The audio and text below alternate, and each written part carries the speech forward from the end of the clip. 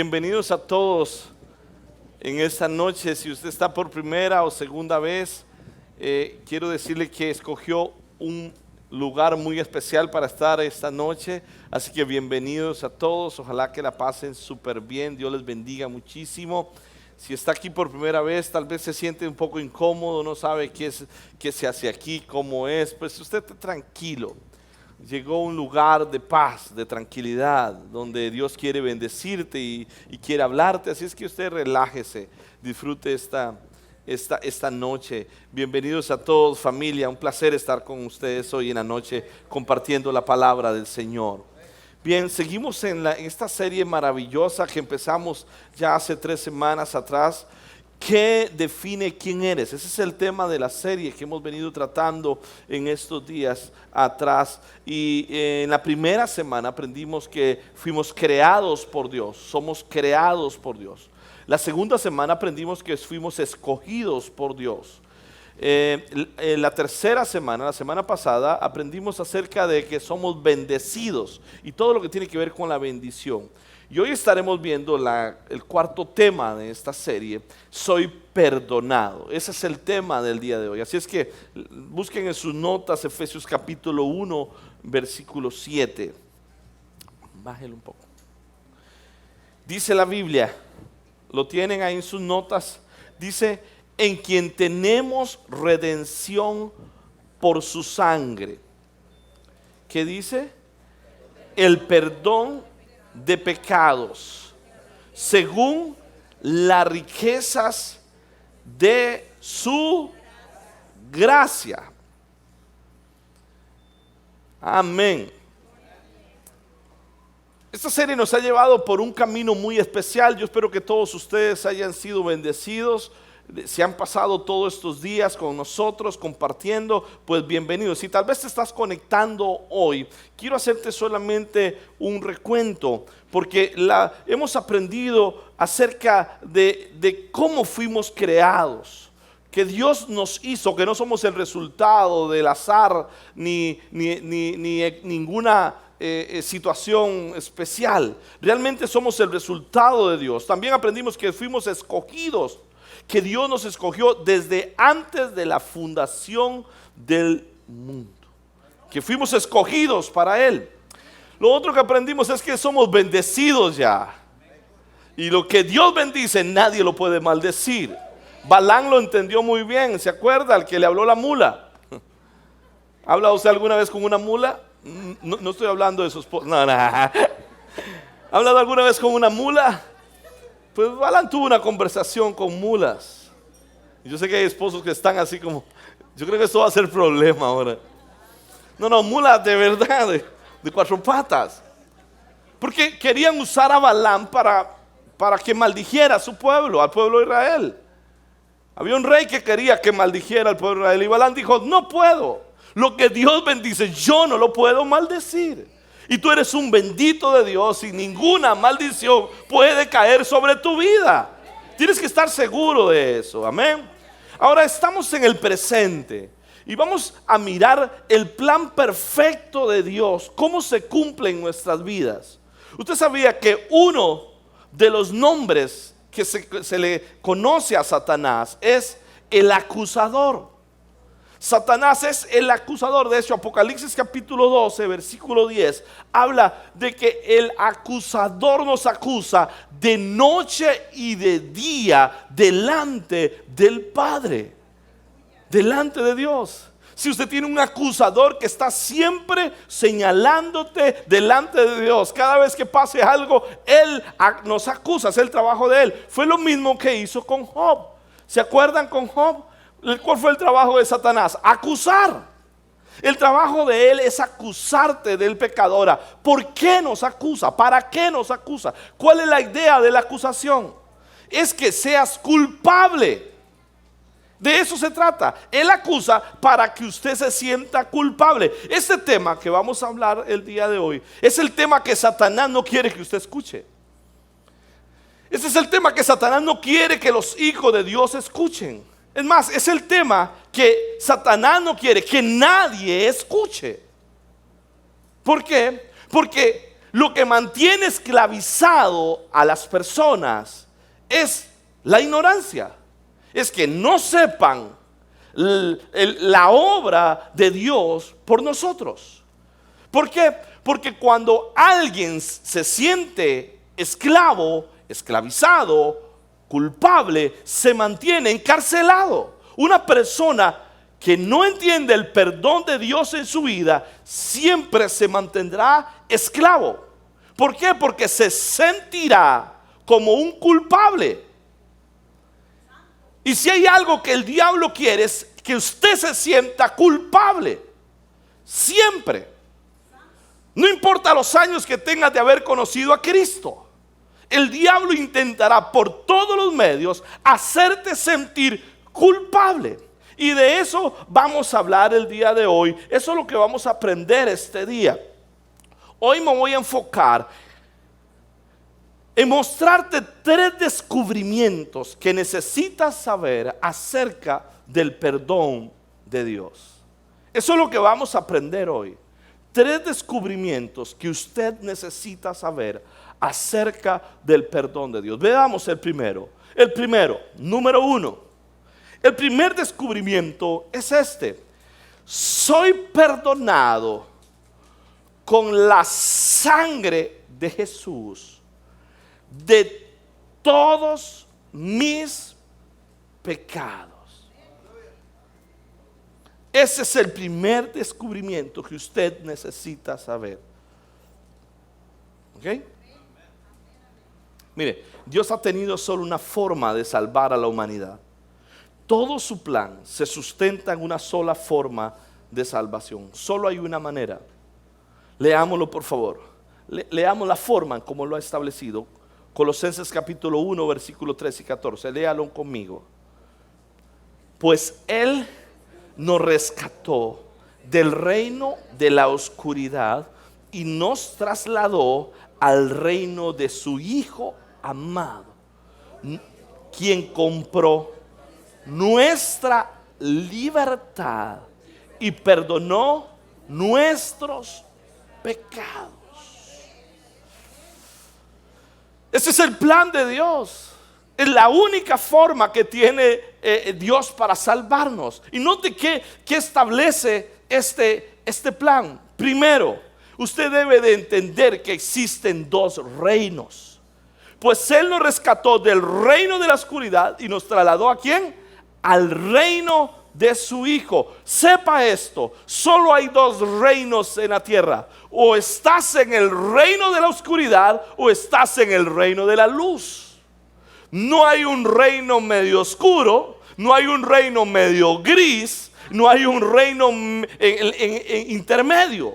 O está en la oscuridad o está en el reino de su Hijo. Sepa esto. Y son 2 reinos que se anteponen uno con otro, que son antagónicos el uno del otro. Ninguna comunión tiene la luz con las tinieblas. Ninguna comunión hay entre el reino de las tinieblas y el reino de Jesús. Son 2 reinos completamente diferentes. Son 2 reyes completamente diferentes. Son 2 principios completamente diferentes. Son actas completamente diferentes. Nada tiene que ver el uno del otro. Lo otro que dice este texto es que nos trasladó. Y por favor entiendan esto: yo no me traslado, Dios me traslada. Me gusta lo que dice este texto: Dios me trasladó. Cuando dice Dios me trasladó, no tiene nada que ver conmigo. ¿Tiene que ver con quién? Con Dios. ¿Cómo se trasladó usted del reino de las tinieblas al reino de la luz? Yo no sé, pero Dios lo hizo.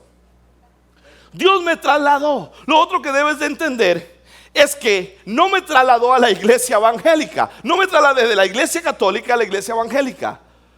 No, me trasladó del reino de las tinieblas al reino de la luz. De eso se trata el evangelio. Que no me traslado yo primero. No hay nada que yo. ¿Sabe que la mayoría de gente no viene a Cristo porque se encuentra llena de culpabilidad, llena de pecado? Y la gente dice: cuando yo cambie, entonces voy a ir. Cuando yo sea bueno, cuando yo deje la droga, Cuando yo deje esta mujer, cuando yo deje esto, cuando yo deje aquello, entonces voy a venir. ¿Y sabe qué pasa? Nunca va a venir. No pasa nada. ¿Sabe por qué no pasa nada? Porque no tiene el poder para hacerlo. Tú no te puedes trasladar del reino de la oscuridad al reino de la luz por tus obras. Él nos traslada por su amor. Es Él el que los traslada a otro lugar. Y eso tiene que quedarte claro. Lo tercero que dice es que compró nuestra libertad. Dice, nos traslada el reino de la oscuridad al reino de su Hijo, quien compró nuestra, ¿qué? Libertad. ¿Qué te dice ese texto? ¿Qué te dice? Te dice que usted estaba preso. Y te dice que si no estás en Cristo, estás en una cárcel. Así de sencillo. Si no estás en Cristo, vives en esclavitud. El que hace pecado, esclavo es del pecado. Jesús nos trasladó, no solo nos trasladó del reino de las tinieblas al reino de la luz, sino que también pagó por nuestra libertad. Y lo último que dice, y perdonó nuestros pecados. Por favor, entiendan esto. Todo eso depende de Jesús. Por favor, entiéndalo. No depende de nosotros. Él nos trasladó, Él nos compró y Él nos perdonó. Nunca hicimos méritos para ninguna de esas tres cosas. Él lo hizo. Ahora, ¿cómo lo hizo? La única forma para hacerlo, para limpiarnos a nosotros del pecado, era llevando nuestro castigo. Era la única forma. Dios no puede perdonar hasta que el castigo haya sido cumplido. Así era en la ley.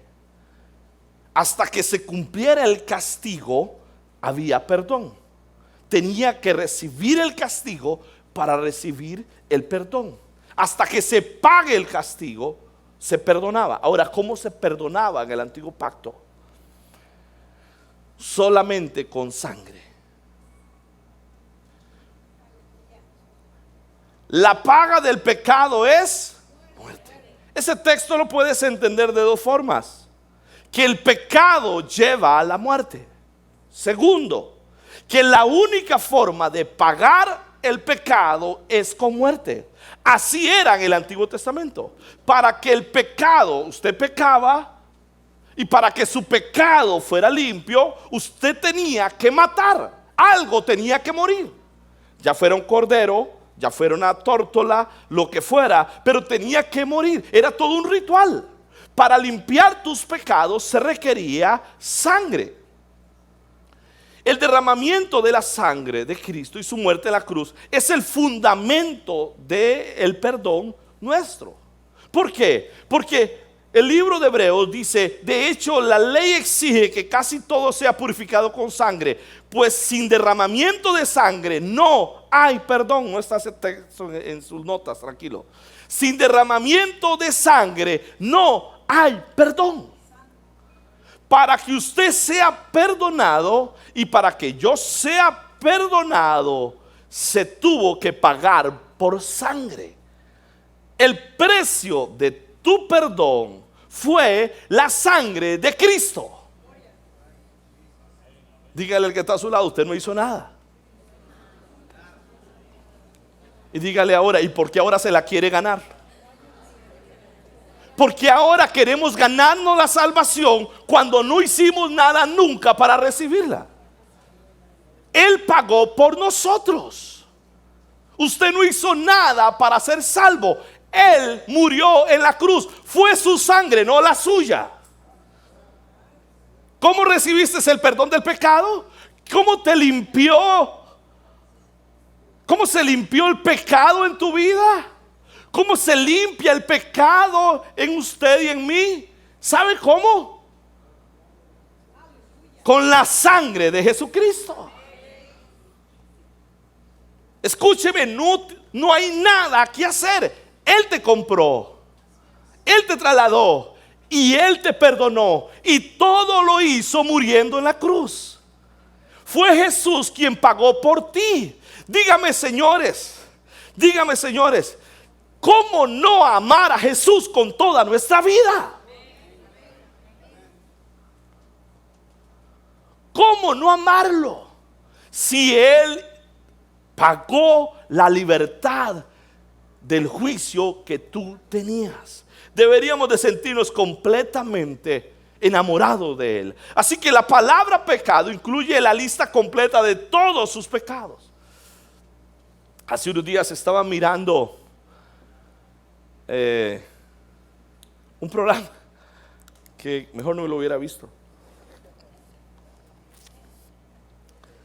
Estaba viendo, se trata de microscopios que miran lo que nuestros ojos no logran ver. Es decir, miran lo más diminuto. Y empezaron y sacaron una manzana. Y pusieron una manzana. Y con el microscopio le empezaron a ver. Y cuando lo vieron así profundamente, donde tiene el palito, empezaron y darle, se veía primero un puntito y después se fue mirando y se fue mirando y se fue mirando y se fue mirando hasta que se le veían patitas. Tenía patitas. Estar viendo una garrapata microscópica. ¿Y sabe qué pensé? ¿Cuántas de esas me habré comido en mi vida? Al ojo humano no se ven. No, y esas manzanas y las guayabas tiro que usted juntaba allá arriba, Bellavista del suelo, esas había que apartarlas. Pero a través de este microscopio se podía ver las garrapatas diminutas que nos comemos sin darnos cuenta. Y me puse a pensar en esto. ¿Por qué? Porque quiero que sepas esto. De alguna manera, en Jesús, Dios tiene un microscopio para nosotros. ¿Sabe por qué? Porque hace completamente lo opuesto a esto. Cuando estás sin el microscopio, se te ven las garrapatas.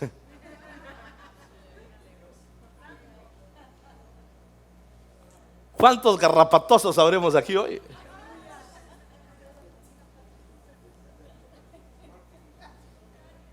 ¿Cuánta gente que estamos hoy aquí podríamos cargar cosas dentro que no agradan a Dios? Pero cuando Dios mira, agarra su microscopio y lo pone por encima. Y cuando te mira dice, pero yo no veo nada. Yo solo veo a mi hijo amado que estaba perdido y hoy vive. Yo quiero que entiendas esto. El amor cubre multitud de defectos en tu vida. ¿Sabe por qué nosotros juzgamos a la gente? Porque no los amamos. Pero cuando tú amas, el amor perdona multitud de defectos. Es algo que nos cuesta entender. Pero nuestro pecado fue perdonado por la sangre de Jesús en la cruz del Calvario. Y de alguna manera ese amor ha venido a nosotros. Dice Isaías, no aparece en su texto. Vengan ahora, dice Isaías. Vamos a resolver este asunto, dice el Señor. Aunque sus pecados sean como la escarlata, como el rojo, muy rojo encendido, yo los haré tan blancos como la nieve. Aunque sean rojos como el carmesí, Dios los pinta. Aunque sean rojos como el carmesí, yo los haré tan blancos como la lana. Usted tiene que aceptar eso en tu vida, que la sangre de Cristo te limpia. No tienes que hacer nada para recibir la limpieza en tu vida. No tienes que hacer nada. Deje de estar esforzándose para agradar a Dios. Dios te ama porque Él murió en la cruz por ti. No, nada de lo que hagas hará que Dios se agrade de ti más de lo que ya se agrada cuando murió en la cruz y derramó su sangre por tus pecados.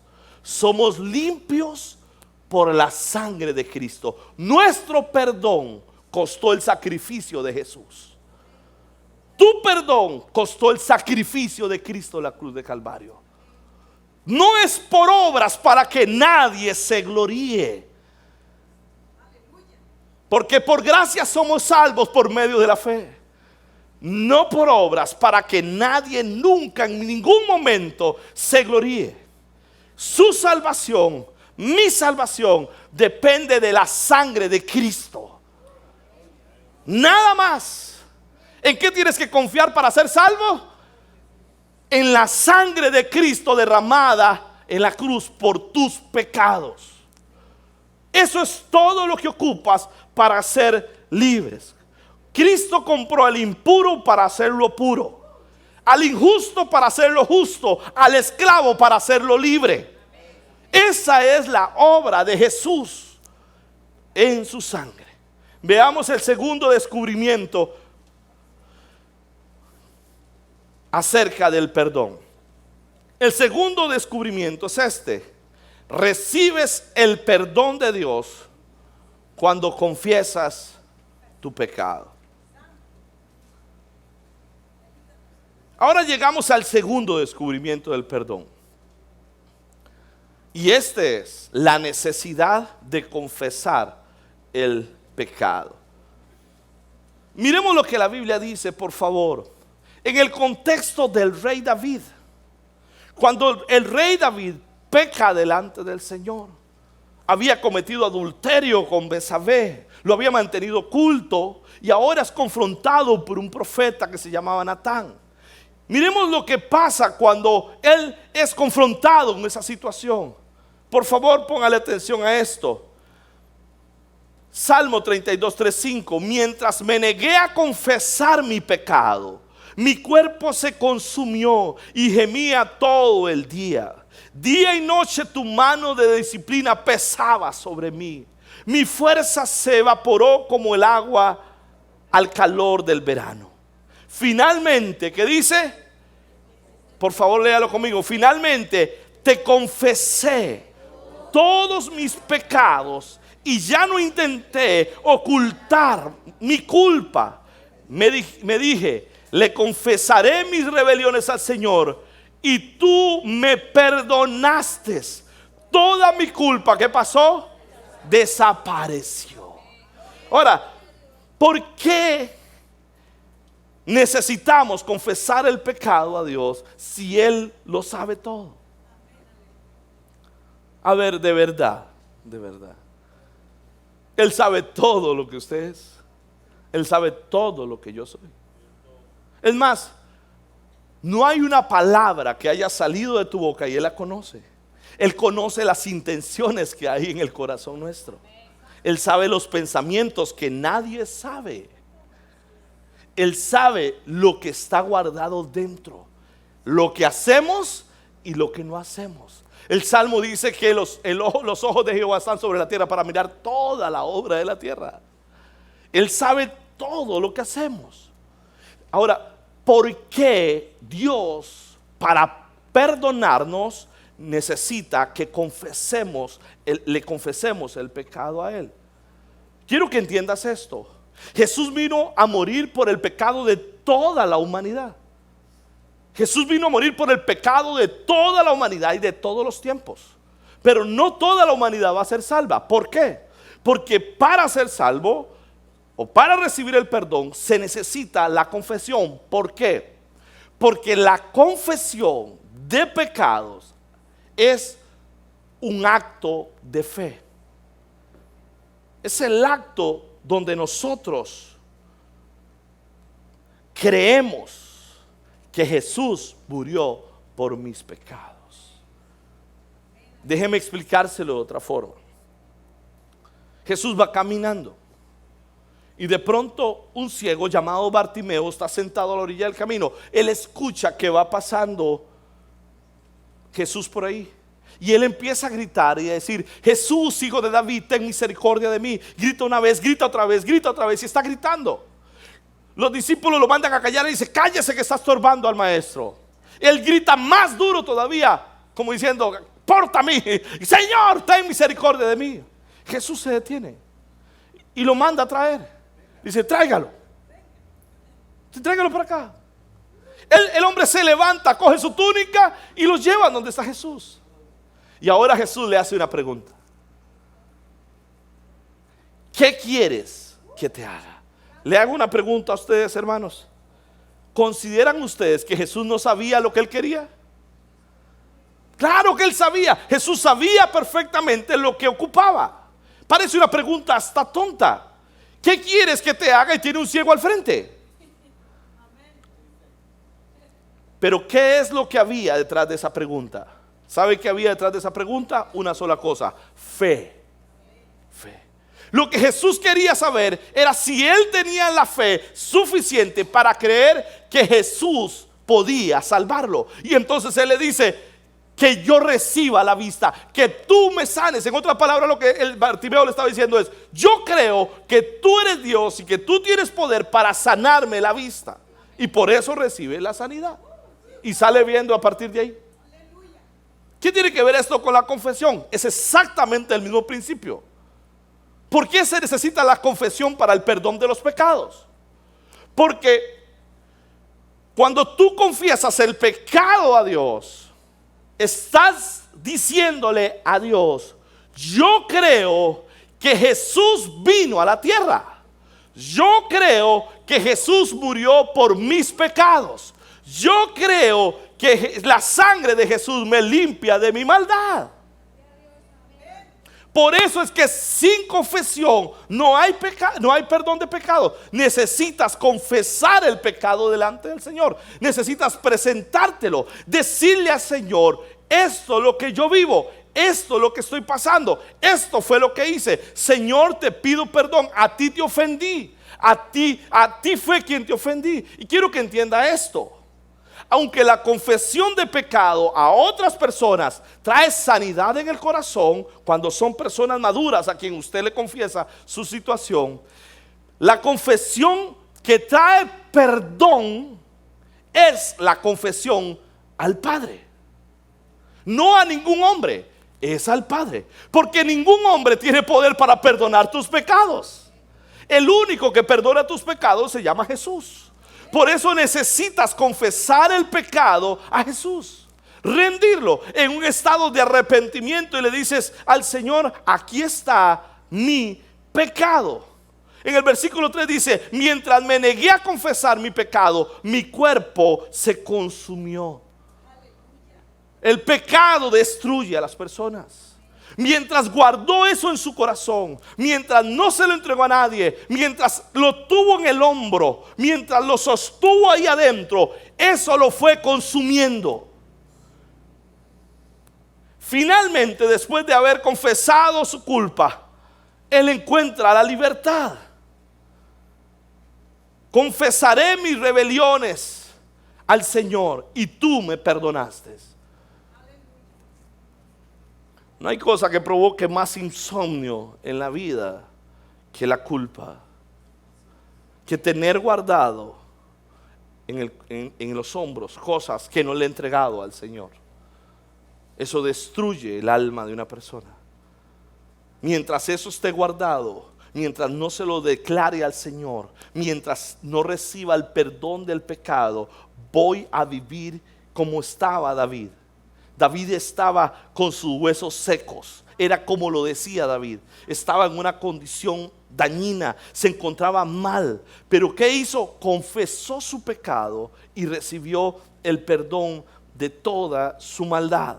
Después de eso, lo que sigue es creer en Jesús como Señor y Salvador. Confiesas el pecado y le dices al Señor: confieso mi pecado y creo que tú moriste en la cruz por mí. Se llama la confesión de pecado. Sin confesión de pecado no hay perdón. Quiero que por favor incline su cabeza un momento.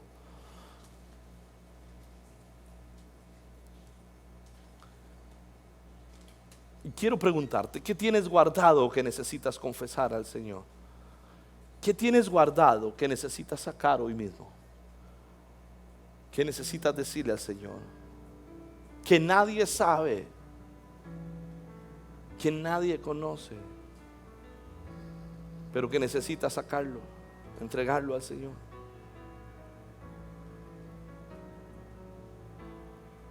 ¿Por qué no lo confiesa hoy?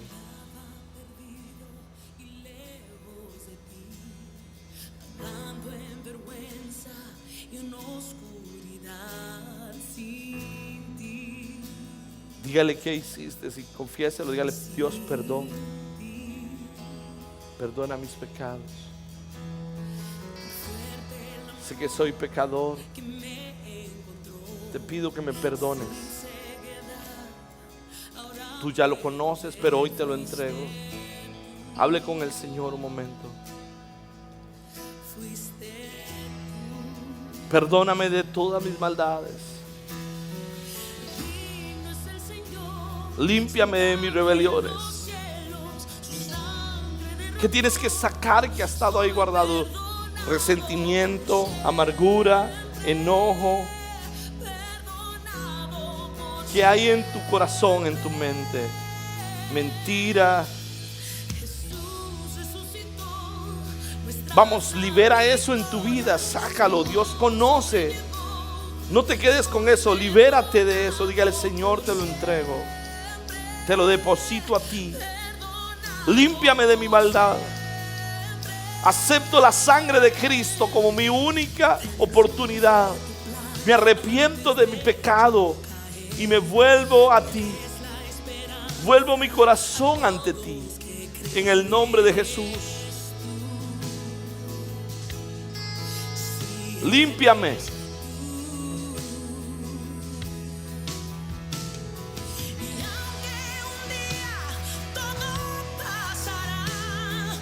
Gracias, Señor. Medite en esto.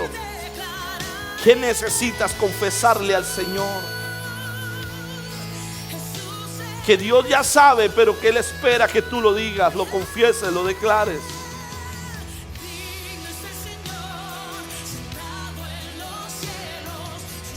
Amén. Amén. El tercer descubrimiento acerca del perdón. Ya vimos dos. El tercero y último es este: con el perdón recibes la libertad de la culpa. Es el tercer descubrimiento acerca del perdón. Mire, uno de los sentimientos más destructivos en el ser humano, si no se canaliza bien, es la culpa. La culpa es uno de los sentimientos más dañinos que pueden y destructivos en una persona. La culpa mata a las personas, destruye.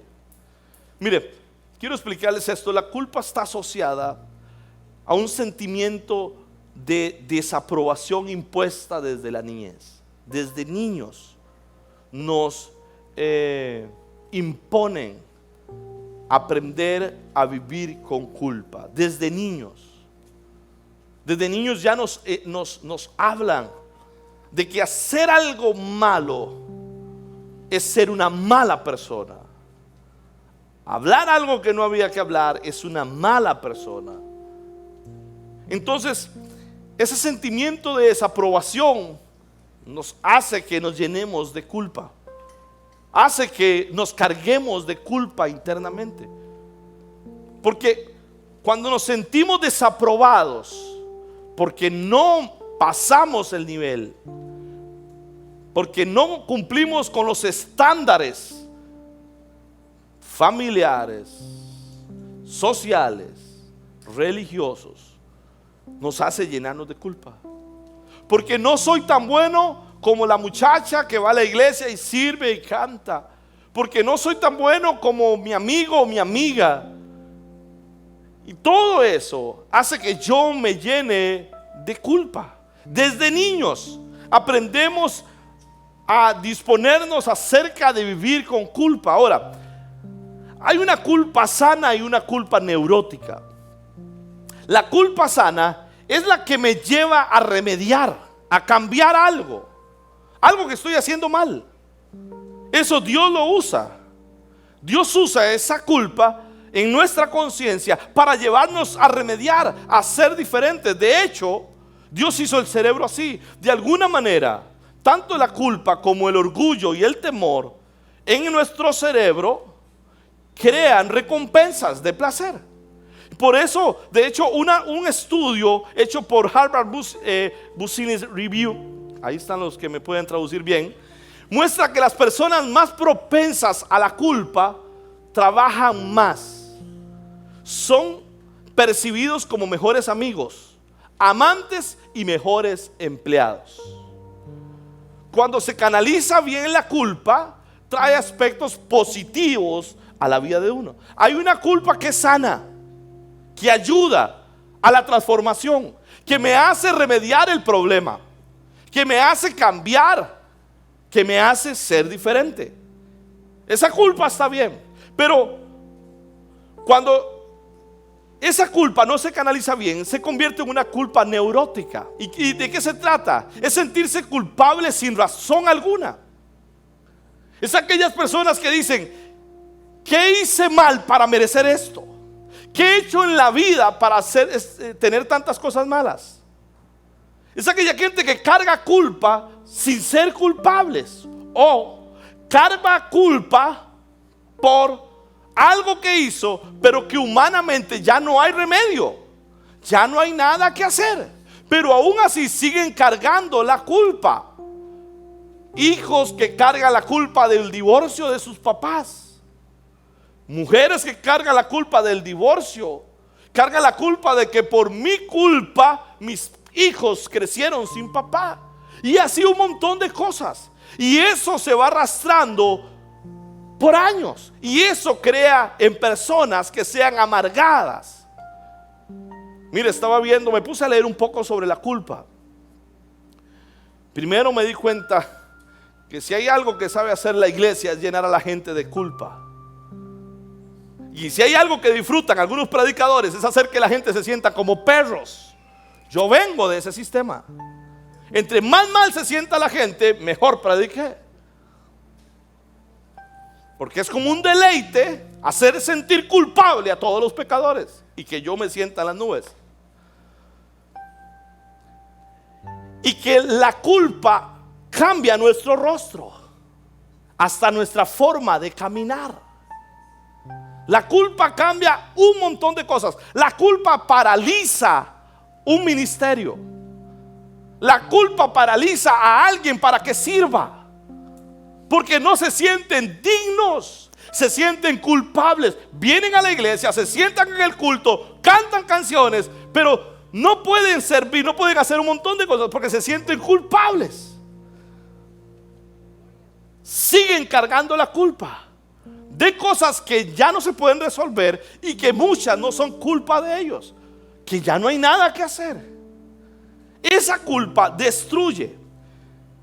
Sigamos en el Salmo 32, ahora en el versículo 1 y 2. Dice David: oh, qué alegría para aquellos a quienes se les perdona la desobediencia, a quienes se les cubre su pecado.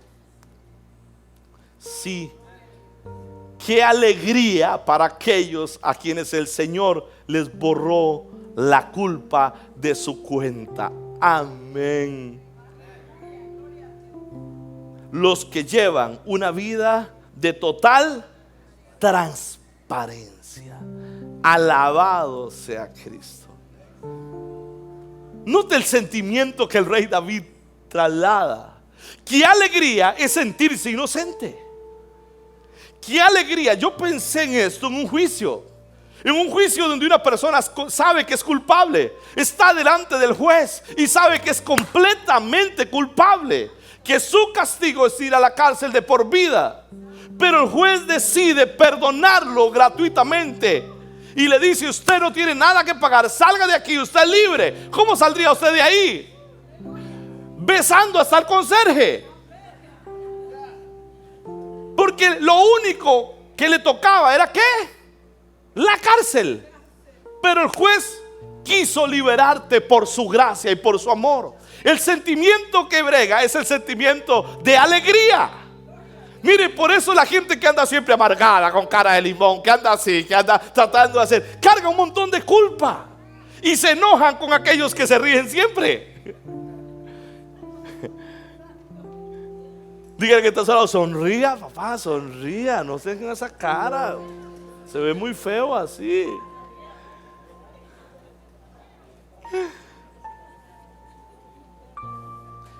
Qué alegría para aquellos a quienes se les perdonó la desobediencia, a quienes se les encubre el pecado.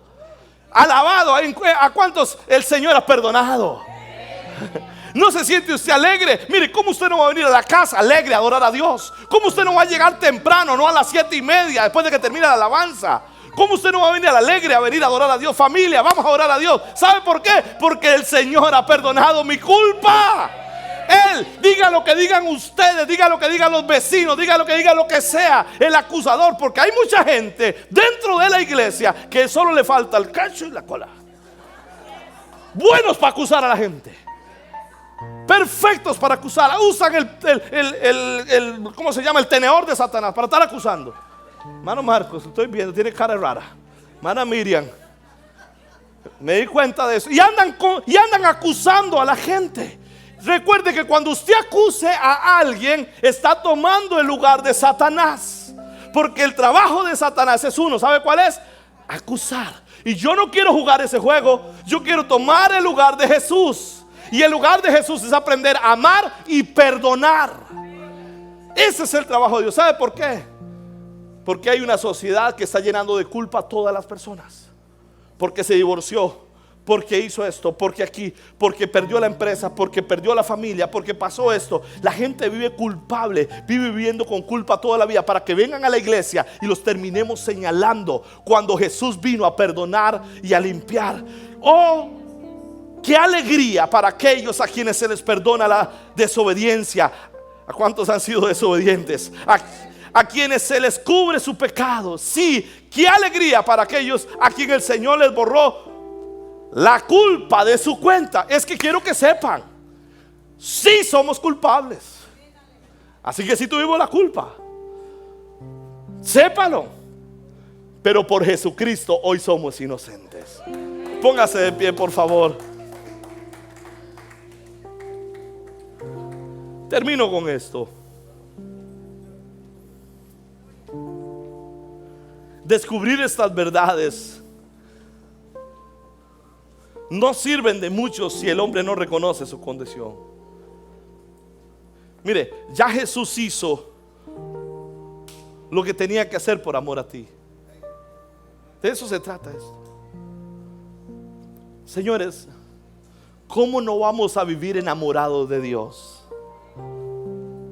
con lo que hizo por nosotros?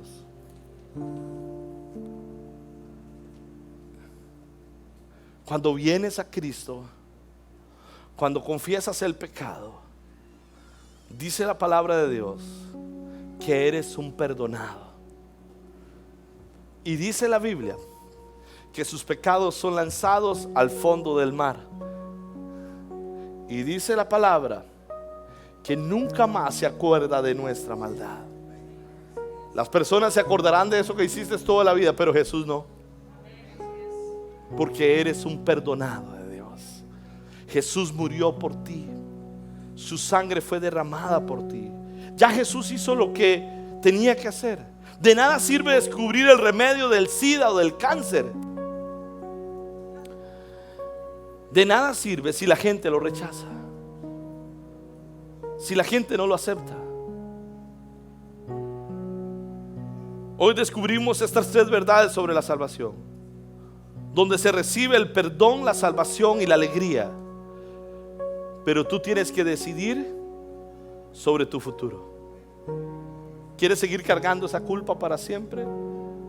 ¿O quieres recibir el perdón de Dios por medio de la sangre de Cristo? ¿Qué quieren? Acepta ese perdón.